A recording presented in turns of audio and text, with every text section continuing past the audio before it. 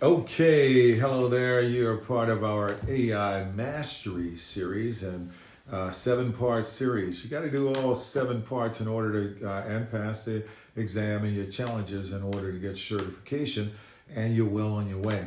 This is course number 4, which is the C in the ABCs. We say that we make TEG, the Thompson Education and Consulting Group, makes learning AI and really anything else, whether you're learning business brokerage, you're learning commercial real estate, you're learning fundamentals of communication, or you're learning anything that we teach. We teach you how to learn because we understand how difficult it was way back in the day to transition from an MLS book to technology. So we teach AI and make it as simple as ABC.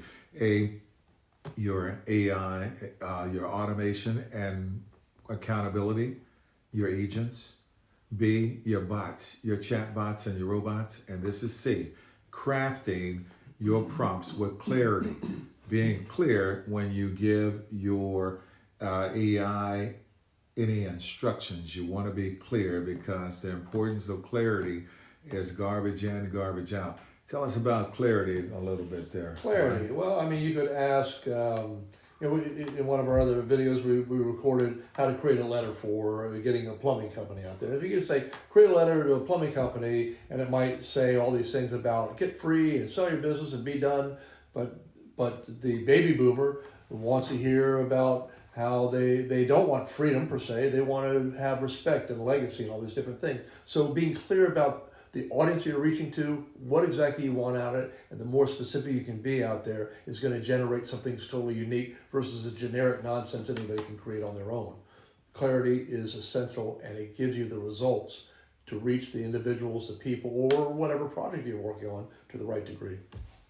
Exactly, and you can also tell the AI or the large language model, you can tell it how to act. You can say, act as if you are a plumbing expert. You're this, you're that, you're this, that, the other, and act as if you have had 40 years in a business and you only want to deal with the best of the best of the best. How would I speak to you to get your attention? You can give it more clear range, assign it a role, tell it who it is and what you need, and you can ask it questions to say, well, what do you need to know about me in order for you to perform better for me? There's so many things that you'll learn, and you'll learn this in your prompting with clarity, prompt engineering. You will also see in this course that you have over 150 prompts that's already there for you, that are already written for real estate use cases that we've seen. So you don't even have to think about anything. Look down the list and say, wait a minute, this one fits what I need, and put it in there. But then continue to learn and learn to say, be more specific. If it brings you a vague information and high level information and you want to go more in depth, then ask it, go deeper.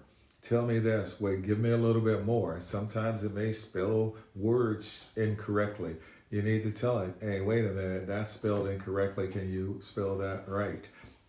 Sometimes it'll say A-N for A-N-D because it heard and it spells it like that. So you've got to give it the context, the tone. You teach it a lot of things, and you teach it actually what to do. There's also things that in ChatGPT and a lot of the large language models, they call M-dashes. An M-dash is that thing that kind of gives it away that this is AI, a little dash that it puts in different places. Right. There's certain things that are significant that says immediately, oh, that's ChatGPT because I see the dash and what have you. It's called box with the chat. Yeah, it's called M-dashes. You can tell it to recreate the information and leave out the M-dashes, right, and it'll do it. There's certain things that you need to learn about how to prompt. And in this course, you're going to learn a lot of that about prompt engineering and crafting your prompts with clarity. We'll also show you in this course how to actually build an actual tool, an AI tool that will generate prompts. It's a prompt generator, and it's very easy to do, and we're going to show you how to do that with ChatGPT as you go through this course. So once you have gone through the course, you're going to understand how to ask it certain things, just like a reporter, the who, what, why, when, where, telling it enough information that you will get the right answer because you asked the right question. So all of that and more will be in this course on prompt engineering or crafting your prompts with clarity. And here at the end of it, you will have an exam. As I mentioned, there's 2 10-question exams and 2 AI challenges, as well as other information that you would have. Let's have another demo there. Brian, you got to bring her back out and let's ask her some questions here. All right. Let's give her something to do here. Let's say hello there, ChatGPT. Are you with me? I'm right here. Hello to you too. Just let me know what's on your mind. Okay, well, I've got a lot on my mind, but we don't have time for all that's on my mind. But here's what I want to ask you.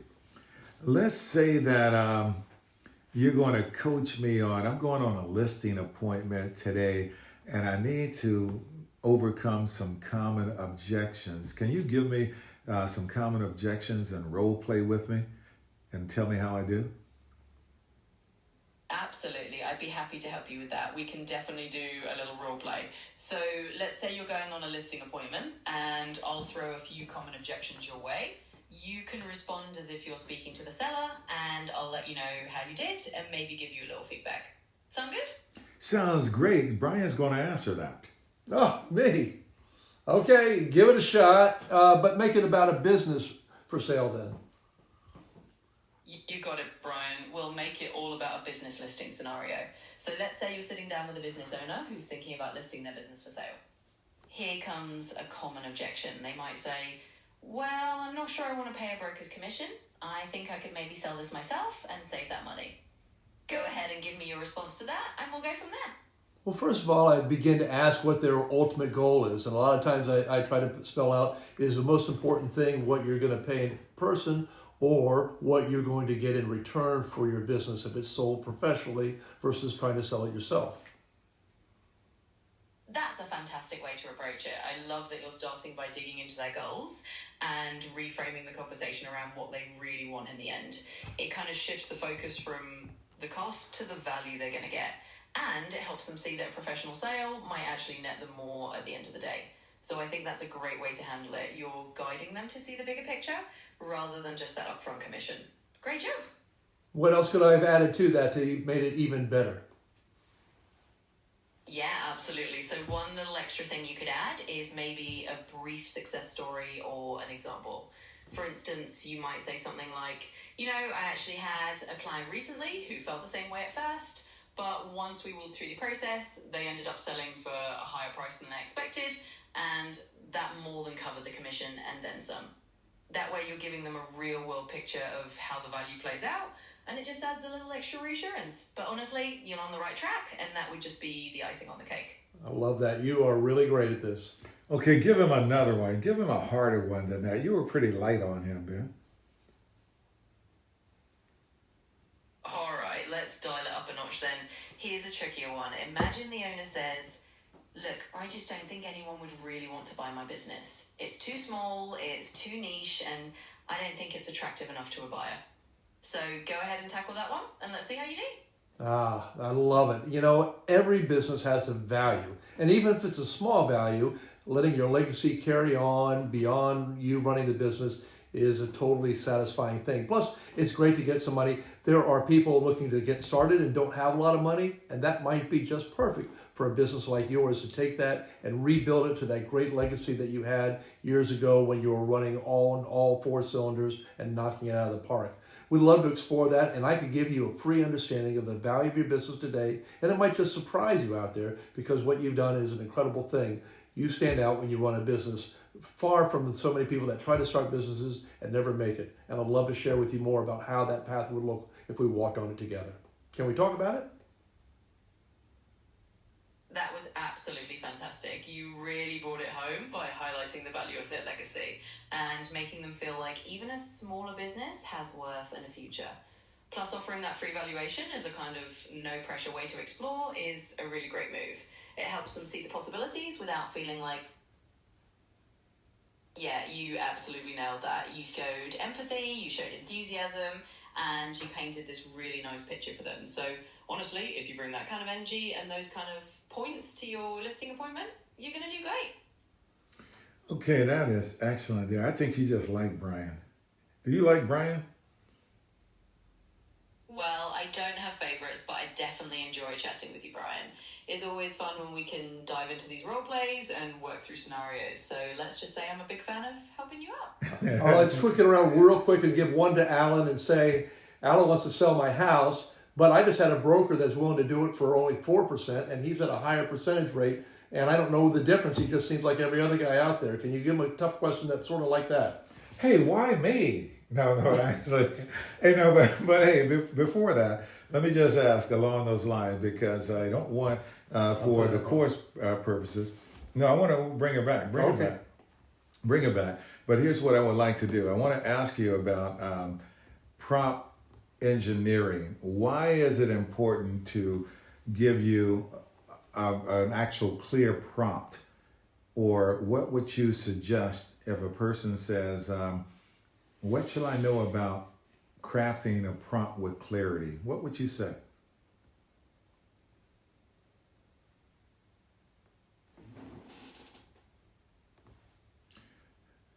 Will she say anything? Hello? I'm going to wake her back up. Try her again. Try that one more time. Okay, let's try this. Are you back with us there? Hello, ChatGPT. I am indeed right here. Never left. Okay, did you go to sleep? Did you go to sleep for a moment or what? Nope, no naps here. I'm wide awake the whole time. Sometimes Okay. I just like to... Okay, well, here's the question. How important is crafting your prompts with clarity for a person that is trying to get a correct answer? How important is the way that they prompt you? Oh, it's definitely pretty important. The clearer and more specific the prompt, the easier it is for me to give you exactly the kind of answer you're looking for. Think of it like giving directions. If you tell me exactly where you want to go, I can get you there faster. If it's a bit vague, I might have to guess a little bit more about what you mean. But either way, I'm always here to help figure it out with you. Okay, give me an example of a clear versus a vague prompt. Absolutely. So a vague prompt might be something like, tell me about selling a business. That's pretty broad, and I might not know if you want tips, a step-by-step process, or just a general overview. A clear prompt would be more like, can you give me 3 key steps to prepare my business for sale to a third party? That way I know exactly the kind of info you're looking for, and I can jump right into those 3 key steps. So a little clarity goes a long way. What about iteration, and where does that come in? Oh yeah, iteration is a big part of the process too. It's kind of like refining a rough draft into a final draft. You start with the prompt, see what you get, and then if it's not quite what you need, you tweak it a little. Maybe you add more detail or shift the focus slightly, and we just keep refining together until you get exactly the answer that helps you most. So iteration is really just about adjusting and improving as we go, which is all part of the fun. That's excellent. Brian, anything you want to ask her about the prompt engineer? No, I think one of the things that I'd like to share with people, maybe you can help explain it a little bit, is I think sometimes people think that what you're creating is all about you and not about them. And at the end of the day, the individual using this great tool that you provide is really about telling their story their way, and you're giving different perspective. Can you give a little highlight about why this is about ultimately their voice, utilizing your insight and perspective?